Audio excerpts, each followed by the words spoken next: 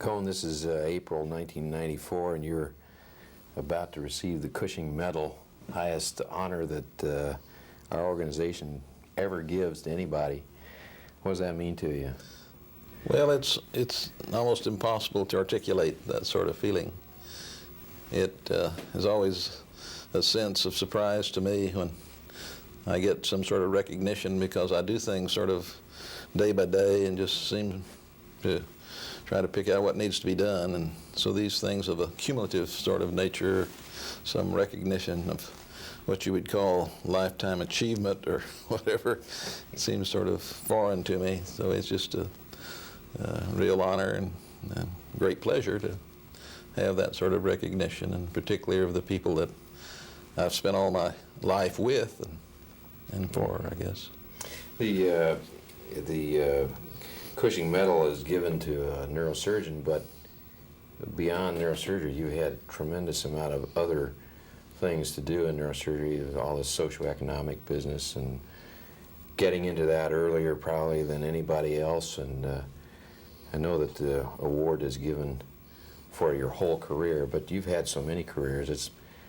It made the Cushing Medal committees work easy to do it. How'd you get into the socioeconomic side of things? You're here, you're a practicing neurosurgeon in San Francisco, and then all of a sudden that whole new area began to open up. Yes, and it certainly was not planned or in any way something that I prepared either by education or experience or anything else for. I think that it evolved in those first few years when I was chief of neurosurgery at San Francisco General. And Howard Brown and O.W. Jones had been most pioneer neurosurgeons. They had both joined Dr. Nafziger in the late 1920s, and they controlled the private practice in the city. And they asked me to sort of assist them in various things that were being done in an organizational way. And I just sort of evolved. It was a process of being asked to do something, and then that would lead to something else. I think the basis for getting into coding and reimbursement for professional services was really an absolute coincidence. The senior resident, the year that I was, I guess, in my second year residency at UC,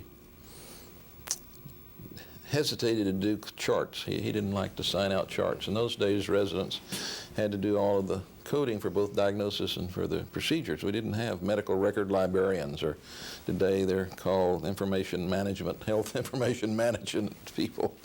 But they, at the time, really just sort of stored records. And the residents or the attending staff had to do the coding for a hospital discharge summary. And this particular resident had not done any all year, and it came up to the end of December, and he was to finish his training, and he had a couple of very young children at home, and the chief of the service told him that he couldn't get his diploma, his certificate of satisfactory completion, without doing some 300 or 400 charts. And so he asked me to help him. And before, it was a process of sort of looking through two different books to find the right codes. And I looked down there and looked at that stack of charts, and it was Christmas time, and I said, well, there must be a simpler way, an easier way to do this. And I made up a list of the most common codes that fitted both the diagnosis and the kinds of procedures. And instead of having to thumb through the books, I had something to refer to, and that was sort of the beginning of the first abbreviated, condensed list that would be for neurosurgery. And in those days, we didn't have copy machines. Of course, there were no computers. We had ditto machines. And so I dittoed off a couple of those in that sort of curious purple print they had. And that was the beginning of it all. Bob and I and one other resident then got through those charts very quickly. And the lady who was in charge of medical records at the time saw what we were doing and how I had sort of changed the process. And she said, well, would you help the other surgical specialties to do this, because it obviously is going to be a quicker way. And So I said, sure. And we then made up lists for, I think, 4 or 5 of the other surgical specialties. And from that, Dr. Howard Brown, who was our senior private attending, heard about that. And in 1963, then when the California Medical Association was getting ready to expand to do a new edition of their relative value studies, an orthopedic surgeon here in Los Angeles named Homer Pheasant called up Howard and said, we need to have someone do the neurosurgical things. And he thought of me, and that was the only reason. There had been nothing else in my previous experience or work that was given any hint of an interest. I don't think I really had an interest in it. So this whole thing started with a stack of charts somewhere, and and then you became sort of the guru of coding, not right now for not just for neurosurgery, but you've also been in other surgical disciplines as well. Yes, it just kept expanding and opening up into other challenges, I guess is the word you say. And I think most physicians were not particularly interested in, and so they were smart enough to know when to say no and to avoid that sort of thing. And I would do one job, and then they'd say, well, why don't you do this? So we go from the California relative value studies. We did 3 editions of those. And then the Federal Trade Commission became very oppressive to physicians having any type of fee schedules or dealing with insurance matters. And so the California Medical Association then turned this over to the American Medical Association, and they used the California system. So I sort of got transferred with that. I and several other physicians of each representing different specialties in California, and we worked then for 2 or 3 years informally in the 1970s with the staff at AMA to develop what was to become known as current procedural terminology edition 4.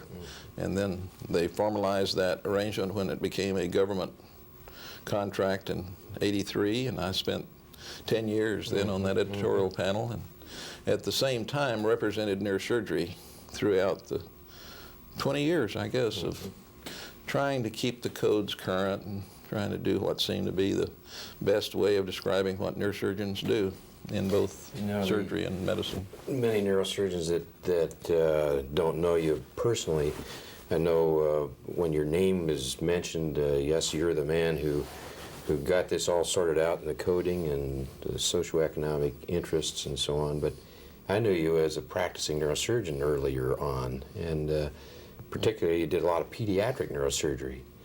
And tell me about your days as in the trenches, hard-working neurosurgeon, and what you got out of that, and why you quit that. I was born in Lubbock, Texas. Yeah. And my parents were both educators, but I had one uncle, my mother's youngest brother, who was a physician, and I was aware of medical things, and I think I became interested very early. In high school, I did some laboratory work at the hospital, and I used to see head injuries come into the little general community hospital in Lubbock, and they treated them by putting their head down so the fluid would drain out of their lungs. But of course that accentuated the cerebral edema, and most of them did very poorly. And I used to look at some of those patients as really nothing but an extra worker in the laboratory and wonder if there couldn't be better ways of taking care of them. And one of the general surgeons there, I think, took an interest in me and began to talk to me once in a while about patients. One time he invited me up to the operating room, and this was when I was about 15. And I went up there, and he was operating on a myelomeningocele, general surgeon. Of course, there were no neurosurgeons in all of northern Texas. There were 2 or 3 in Dallas, and that was 300 miles away. And I can still have a very clear visualization in my mind of that operating room and that, that baby and Dr. Hunt, name was Ewell Hunt, doing that surgery.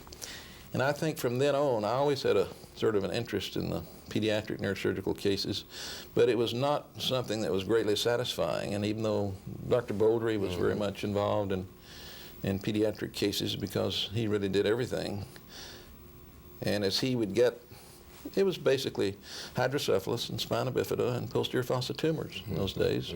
We didn't have sophisticated diagnostic measures. It was very difficult to come up with a specific localization. Tumors in infant, you know, it's a lot like veterinary medicine, and you have to use all of the cunning and intuition you can bring about to try to figure out what to do.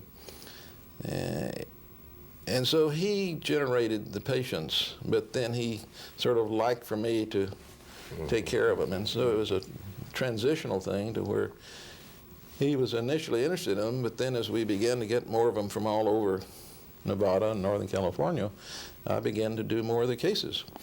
And I must have done several hundred myelomeningocele and meningoceles in those first 10 years or so. But I never considered myself a pediatric neurosurgeon, nor could I have confined or limited my activities to that. It was too depressing. It was difficult for me to deal with the tragedy and, you know, the unhappiness of those families and the parents and so forth of cases that had such a dismal outlook. You know, when you were in San Francisco and in practice, you had a very, very effective group and a very large practice, and yet you were at St. Mary's and Presbyterian and so on, I remember. But you're also very involved in the academic side of things, always were.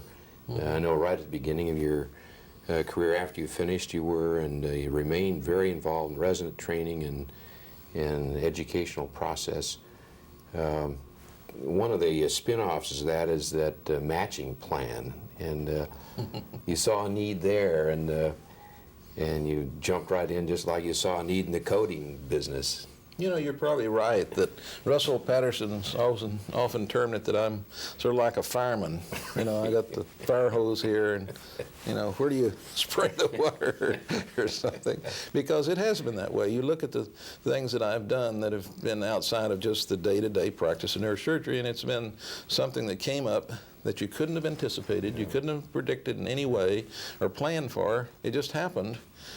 And then I was willing to mount the effort and devote the personal time, the commitment to bring it about. And there's been a series of those things, and they all seem to then move from one to another.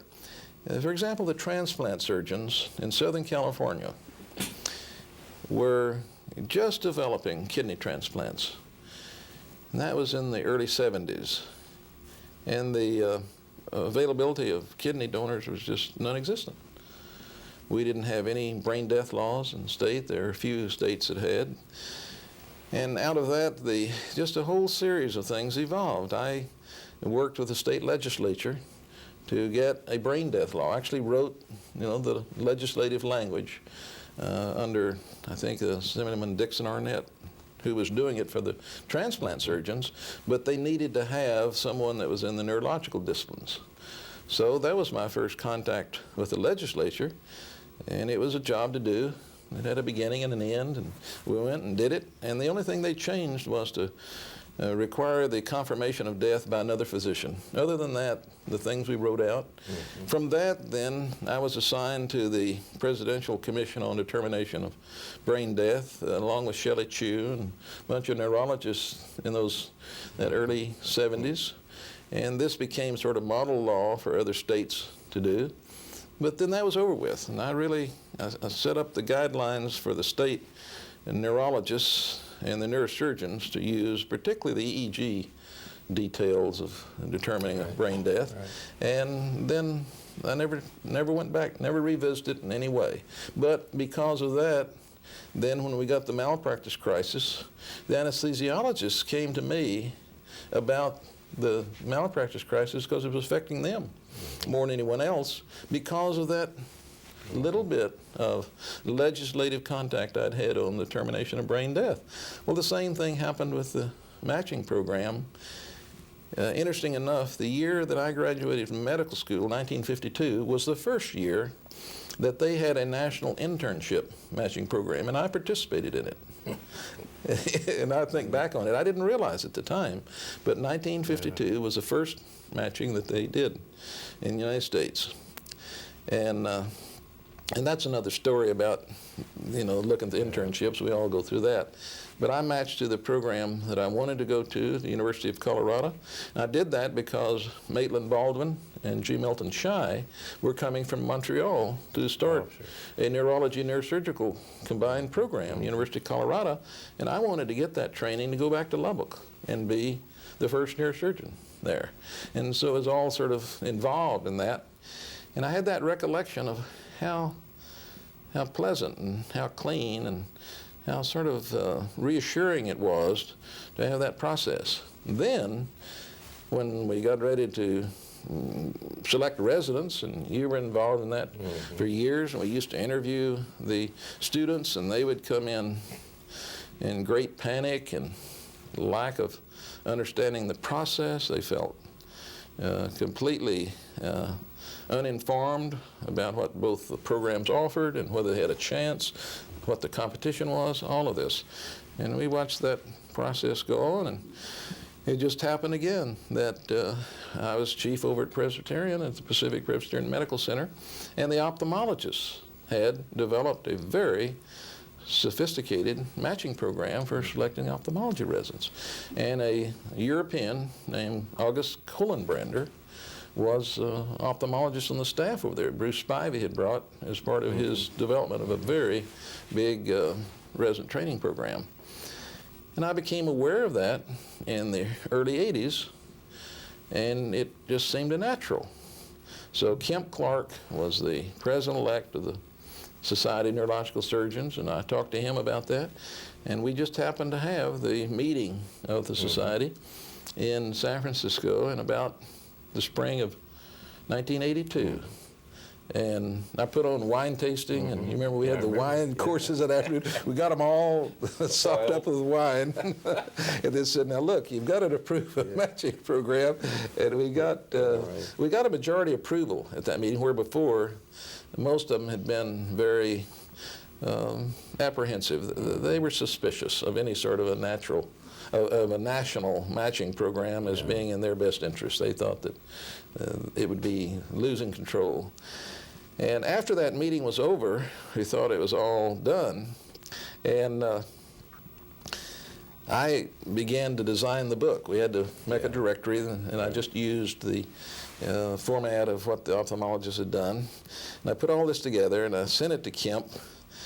And then he either wrote or phoned me. I think he telephoned me and said, well, things are sort of falling apart.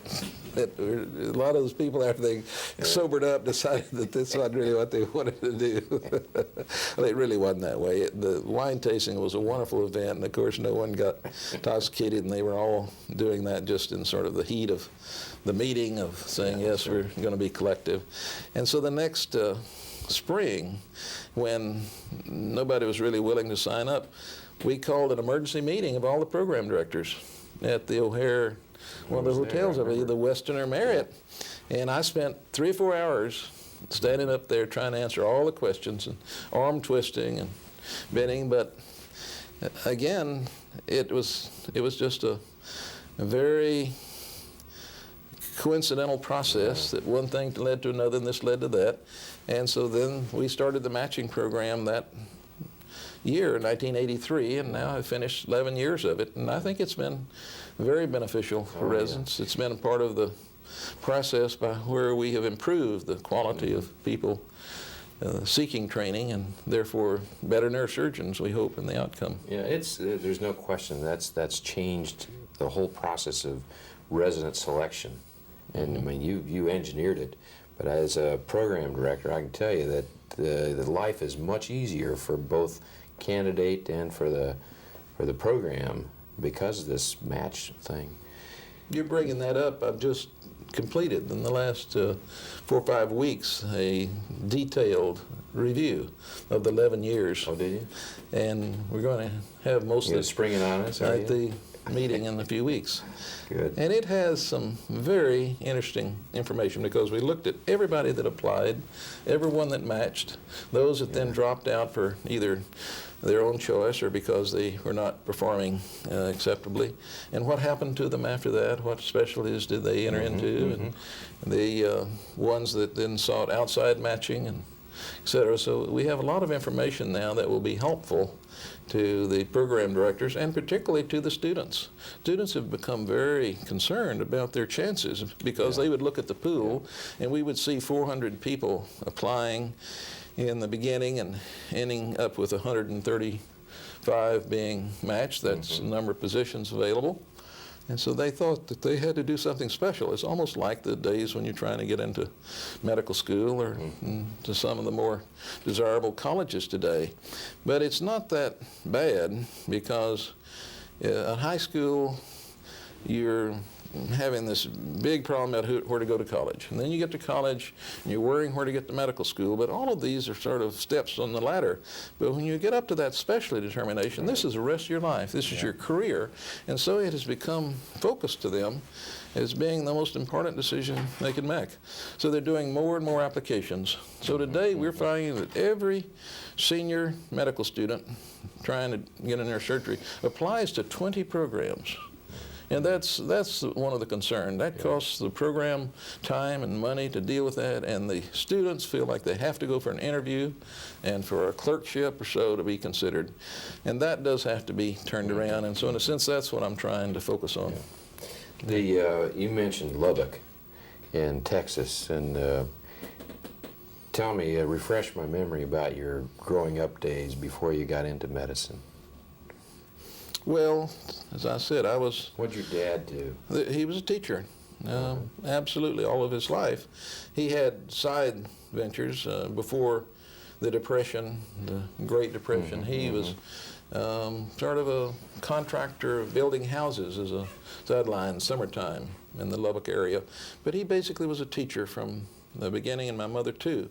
And they're probably responsible for my becoming educated in the environment of a small South Plains Panhandle community, because not very many students in Lubbock became doctors. We just didn't have that sort of educational background or connections and so forth. But my mother taught me how to read by the time I was 4.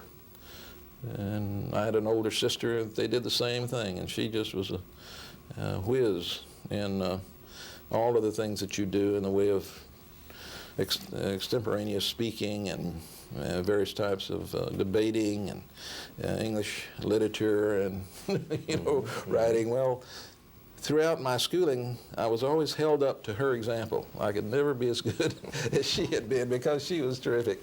And she became a doctorate in English literature and taught school in herself. Really? But I was born right at the beginning of the Depression, 1927.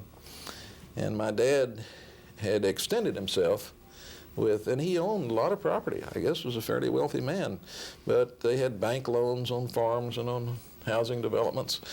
And he had money to pay off a lot of it, and then the banks failed. And that's something that people today really don't have any comprehension of what it's like to have the banks in your area that you have deposits on suddenly say, I'm sorry, we have no money.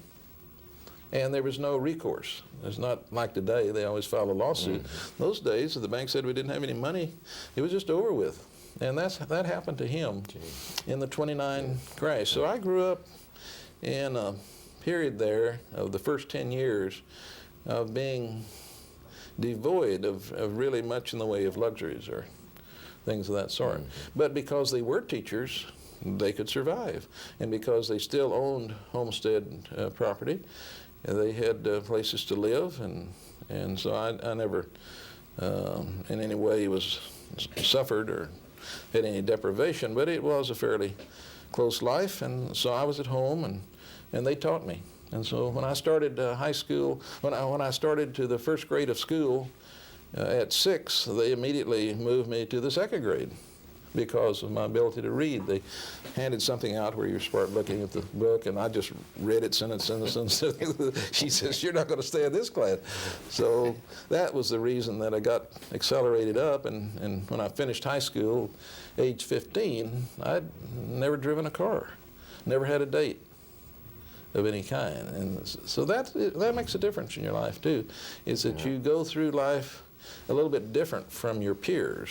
The other students, my class, are a couple years older, and I was smaller in stature at the time, and so you have to make adjustments in your social relationships. And so I think I just studied and read, and we had Encyclopedia Britannica and the Book of Knowledge, and read all those things. So going away to college at age 15 was really when I left Lubbock.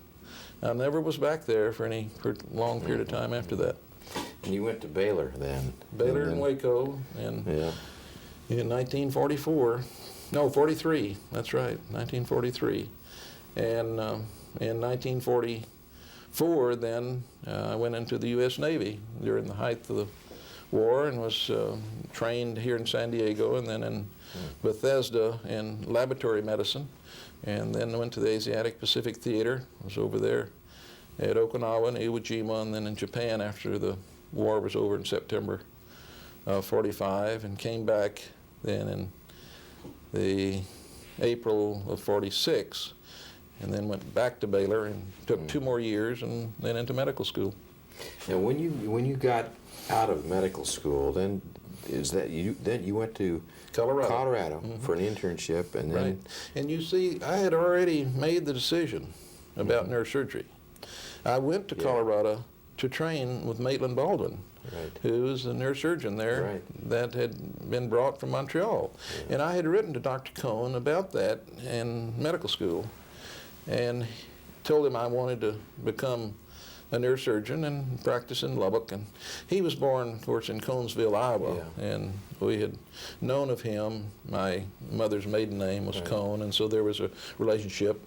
Her grandfather had homesteaded up in northern Texas, and it was called Cohn, Texas. They both, the families, I guess, were sort of dominant people. The Cohns are. The Cohns are a very driving, independent, always being effective in whatever they did.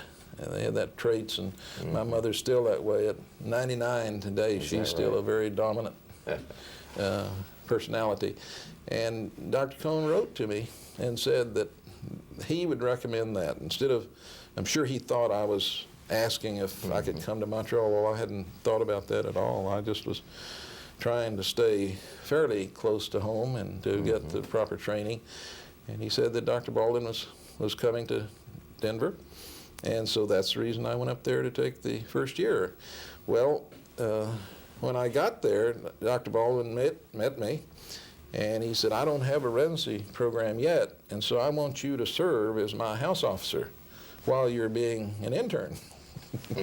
And so I covered neurosurgery that whole year as an extra assignment, doing my other rotation through all the other services. In those days, we had to do things like anesthesia and stuff. I spent a month on that, and unfortunately, the process of his coming there was just a stepping stone, because he was destined for greater things.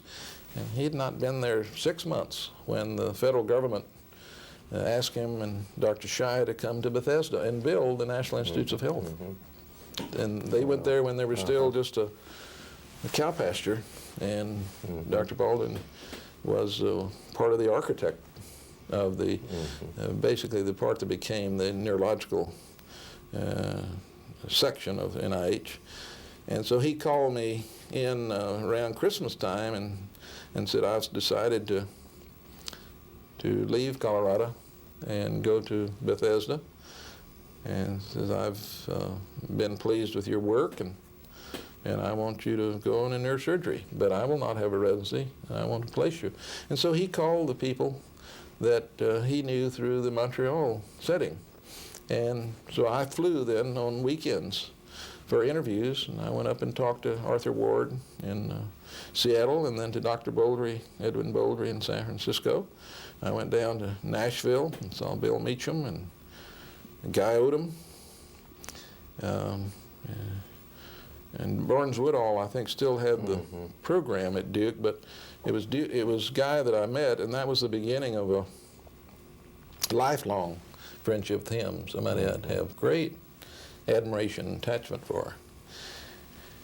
And I could have gone to the East and so forth, but San Francisco just seemed to be the right place. And so I then went to San Francisco to take my residency, and it was just a deal. I go over there for the interview, and Dr. Bouldry calls me up a couple weeks later and says, "I'd like for you to come and be a resident." And just, that was it. and that was it. I mean, there was no contract. He didn't send me any sort of things specifying how many years it would be or what my hours would be or work or anything else. He just said, "Come and be a resident." Go to work. And that's what I did. You developed a special relationship with Dr. Bouldry. Tell us about some of the. I know Dr. Bouldry was one of your heroes. He's sort of a father figure for many people, and he was one of the heroes there. But there are other heroes there in California during those days. Tell us about Ed Bouldry. Well, as I said, that was my first Yeah. meeting with them. I was at that time, and I had just married in 1951. When I was a junior medical student at Baylor, to the daughter of a minister, Baptist minister. And Maxine and I were sort of just still in the honeymoon phase, and I'm having to work every other night, every other weekend, all that sort of stuff. It was certainly new to her because ministers tend to stay pretty close to home and just take care of the church on Sunday and Wednesday nights and so on. But Dr. Bouldry, I think, had a special understanding and comprehension of the things. He could be a very difficult supervisor for some residents, and he was very difficult on the boards according to what people said. But to me, he was always the most kindly and thoughtful and compassionate person to patients and to residents and stuff. And so we just developed a more than just a teacher-student, professor-resident relationship, and it evolved over a period of time. Mrs. Bouldry was such a dear lady. One of the great memories I have of them was down at the house, and you remember it had the sort of dark paneled walnut type walls, or I guess they were teak or something, and that dining room that had small lights around the walls, and we would go down for dinner with them, just the four of us, occasionally. And we sort of turned that around, and the last of their days was when we were living in Hillsborough. They would come to our house, and we did that repeatedly. The last three New Years, they spent at our house. We'd stay up till midnight and have champagne, and here he was, almost 80 years old. It was a kind of reversal of, they used to say parent-child, and then the child becomes the parent. But one time we were having duck, and Mrs. Bouldry would have some sort of a little cook in the room, but she'd do her own serving. And it was ready for the main course, and she went through the swinging door, and as she came back out of the door, and she had the duck all holding it up there, and she said, "Oh, I've forgotten the cutting shears or something." So she put the duck down. She came back, and these were not big ducks, but they were, 6, I think she had, or 5 in all, it turned out. She delivered a duck to each one of us. And Maxine picked up her shears and cut into the duck, and of course, instead of it cutting through, it propelled that duck over into the corner of the room. And Mrs. Bouldry just brought out 4 ducks, and Maxine was just mortified. She was just, beside herself. And Mrs. Bouldry said, "Oh, my dear, that's all right." And she had to turn on the lights and go over and find the duck somewhere in the corner. She says, "Fortunately," I cooked 2 extra for the boys."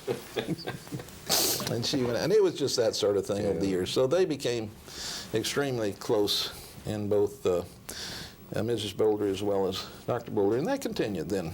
I actually was in practice with him in the beginning. When I came back to the university in 1960, we were in practice together until I sort of joined the office of Howard Brown when Bart finished and O.W. was ready to retire.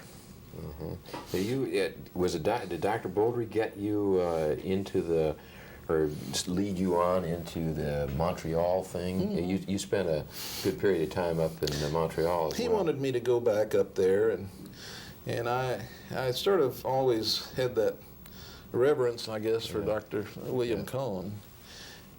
And so I was interested in doing that, and of course Dr. Boulder was responsible for my research work, and I got the Academy Award in 1957, I guess it was, and so he applied his persuasive powers on me to take more training, and I did with the Public Health National Science Foundation combined grant, and I went to Montreal and worked with Dr. Cohn. After finishing residency, I went up there as a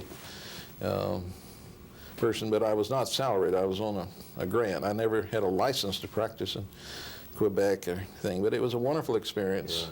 And then I went to England after that. But because the National Science Foundation grant, I had to be in a discipline of study, and so it was a master's program and had to qualify in the language requirement and do the different courses. So I took courses from Dr. Penfield and Dr. Jasper and Dr. McNaughton and all the world greats of the Neurological Institute. And in a sense, it was deja vu for what I saw with Dr. Baldwin. When he came to Colorado, we did 13 temporal lobectomies during that year that he was there, with I being the first assistant, and we were using all of the electrode display and the photographic things and the little numbers and letters that you'd put on the surface of the brain, and he was just duplicating exactly what the people that trained with him did. So when I went back to Montreal, it was nothing new or different. I just fitted right in, and that's where I met a lot of lifelong career friends like Gordon Thompson and Ellis Keener and Fanner Perot and Charlie Branch and John Jane. They were all Nick Zervis. That's the Montreal Mafia, isn't it? It was a remarkable group of people there. Really was. And going on then to England was so different because I had exposure to entirely different type of discipline and attitude. Neurosurgeons worked different, thought different. It was so much a reversal of the roles of the way I had trained. To go over there and see the program of registrars and the work of that went on in other visits. I went to Denmark and visited Dr. Rashid a while, and with Dr. Oberdor in Madrid, and Christiansen in Oslo, because he had done work on hypothermia. And all of these things were just magnifying the depth of understanding, I guess, I had for different ways that neurosurgery was practiced. And so it made me a better neurosurgeon, made me a better teacher, I think, when I came back to San Francisco. You always had that time, and I know when you were in London, or in England, I guess, for that matter, it was, you've always had a special bond with the British neurosurgeons. I know you're an honorary member of their society and so on. And that's gone on for years. Were there British neurosurgeons that you thought were really outstanding type people, that role models and so on?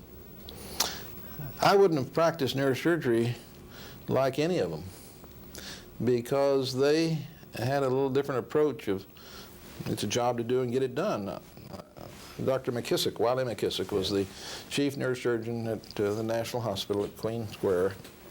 And he would do convexity and parasagittal deep falx meningiomas and skin to skin in 2 hours.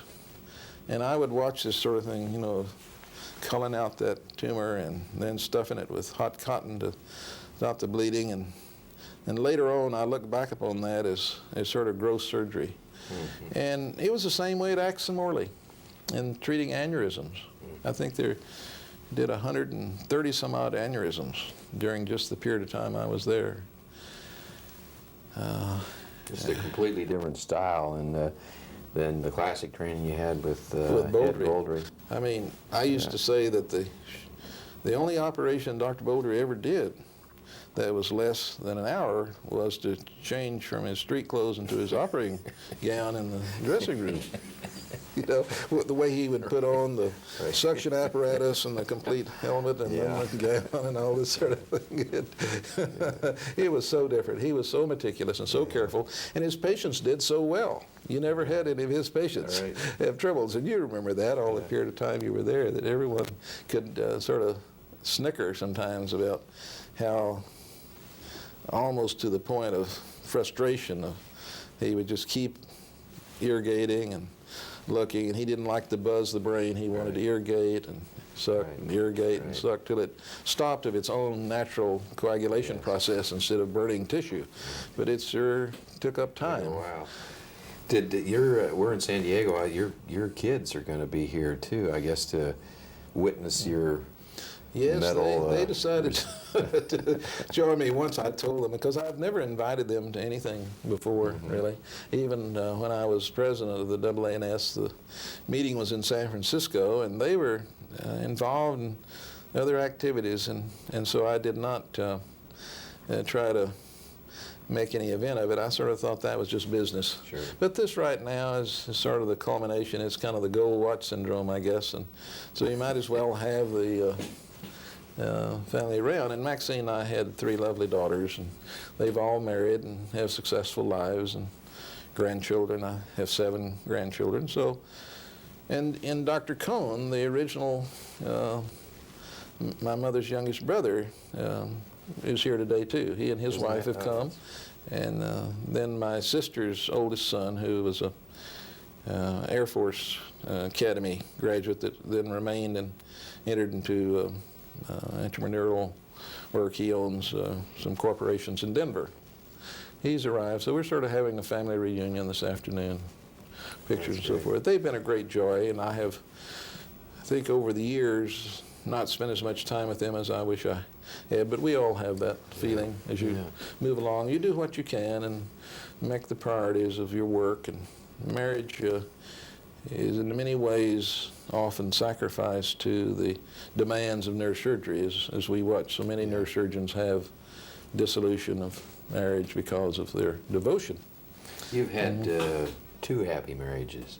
Well, been Maxine blessed with, died in 1978. And 3 years later, I married a lady who was a very close friend of one of the attendants in my first wedding in Houston. She was also a Houston lady. And now that has been 13 years that Lucy and I have married, and she's been very devoted to the daughters, not having any children of her own. It's been I think, a substitute where she's tried to serve for the mother they don't have now. You know, you mentioned the gold watch thing. I can't imagine Cohn Pevehouse just taking the gold watch and that's the end of it. What's next? Well, you may be surprised. Maybe surprised. I don't know. We'll see. I do have to tidy up personal affairs and do something about that home in San Francisco that we've really not used for a number of years. Try to get it out of the estate and decide where I do want to live and what I want to do. I think that you have to step aside. Younger people come along, you hope will always be better than you are. And I think that's generally the case. And then you train them, you teach them everything that you know, and then you should step aside and let them move ahead. And I think there's already signs of this. I'm very happy with the way that the younger neurosurgeons are taking on something that used to be looked upon as a chore. The activities of the business side of practice of trying to deal with all the economic pressures that are so prevalent in the United States today, they felt that it was a little bit beneath them as a professional and a neurosurgeon that other people could do that. But you have to pay a certain amount of attention to those matters, as we're all finding out. I think that it was a very solitary road in the beginning, but there's a real army out there now. And you notice that at your board meetings and all of the things relating to the state neurosurgical societies, that people are becoming involved. And in our specialty, it'll be better for it. And our medical health care system will be better, too, because they will get involved in the costs. There's been too much expenditure of resources and things for almost academic reasons. Getting tests just so that you have a full battery, rather than trying to be prioritizing what needs to be done to come to the diagnosis and treat the patient with the least amount of inconvenience to them and least amount of cost to the society. And that's what it's all about. You know, a lot of the coding has just been a factor of describing what physicians do, what neurosurgeons do in taking care of a patient. And we need better accountability. So that's the reason the diagnosis code has become a part of it. And now we have really bright, I think well-informed. I think they're becoming very knowledgeable in these matters, and I hope I've been a part of that, of trying to teach them and trying to incite them to search out the areas that seem to be foggy or really some of them just never been explored, of how do you deal with different ways of delivering health care. Look at the difference in length of stay. Dr. Bowley would keep a disc patient in bed for a week. We'd let him out. I went to Montreal, and Dr. Cohn was up there in the ward 8 hours after surgery, himself making the patient get up and walk. Now, there were, at the same years, two different approaches. Yes. And they both thought they were doing it the right way. And so that's the reason we have to continue to be innovative and creative, and that's what the people that follow us will do. They'll practice neurosurgery in a different way than we ever conceived possible. Well, it's been a real pleasure. It's always great to talk to you.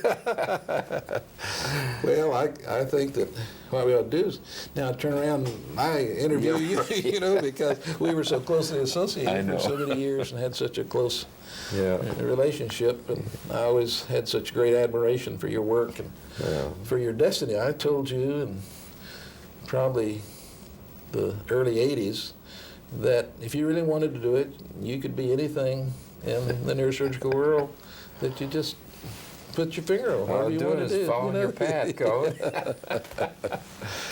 It's been a wonderful experience, and it's something I would not have done really any differently. I would not have chosen any other career, any other professional activity, if I knew all I know today, and I was back at that point. And even today, with all of these challenges and uncertainties that the neurosurgeons are worried about, I would trade places with them. I would be quite happy to be starting neurosurgery today. Oh, yeah. It'd be exciting, wouldn't it? Mm-hmm. You think of the technology and the sophistication, the ways. When I think back of trying to use pineal shift to decide whether or not a patient had a subdural, and building my own arteriographic changer in San Francisco, that's at the time that I was in practice there, I built out of plywood changers so that we could have a spring on it and drop the films through and doing open carotid sticks. Just think of just the evolution of that in 30 years of what's here. What will it be like 30 years from now? It's an exciting field, and one that people that are privileged to do it should just be thankful. Yes, yeah. Thank you very much. Good.